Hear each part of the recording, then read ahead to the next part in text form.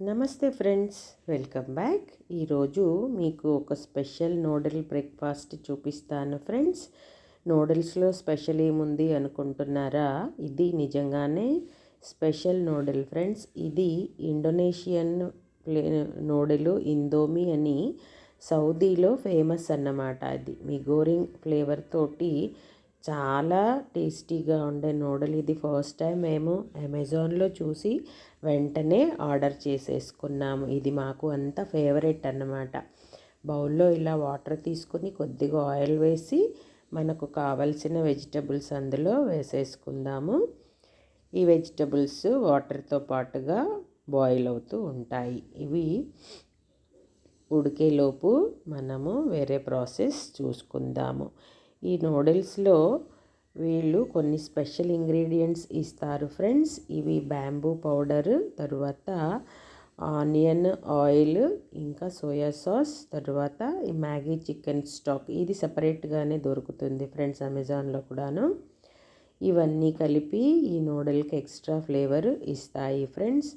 ఇందులో ఉండే మసాలాలు కూడా చాలా డిఫరెంట్గా ఉంటాయన్నమాట. అందుకని ఇది మాకు అంత ఫేవరెట్. సౌదీలో చాలా రెస్టారెంట్స్లో ఇది ఫేమస్ ఫుడ్ అన్నమాట చాలామందికి.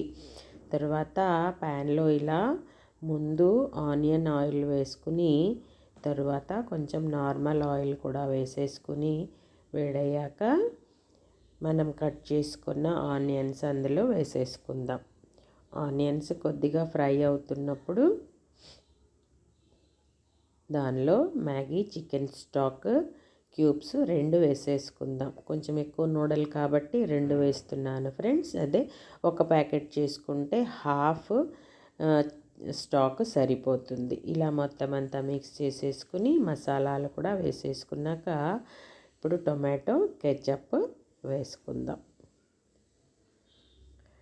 టొమాటో కెచప్ తర్వాత సోయా సాస్. ఇది కూడా చాలా గట్టిగా కొంచెం డిఫరెంట్ ఫ్లేవర్తో ఉంటుంది ఫ్రెండ్స్. రెగ్యులర్ సోయా సాస్ అయితే లిక్విడీగా ఉంటుంది కదా, ఇది మాత్రం కొంచెం డిఫరెంట్. ఇదిలో టేస్ట్ కూడా డిఫరెంట్గానే ఉంటుంది. ఇప్పుడు మొత్తం కలిపేసుకుని మనం ఉడికించుకున్న నూడిల్ ఇందులో యాడ్ చేసేసుకుందాం. చూసారు కదా ఎంత పొడి పొడిగా, వెజిటబుల్స్ కూడా చాలా బాగా ఉడికిపోయాయి అన్నమాట. ఇది నా ఫేవరెట్ డిషెస్లో ఒకటన్నమాట. సౌదీలో రెగ్యులర్గా నేను లంచ్ బాక్స్లో దీన్ని తీసుకువెళ్ళేదాన్ని ఫ్రెండ్స్. మా ఫ్రెండ్స్ అందరికీ నచ్చేవి ఈ నూడిల్స్.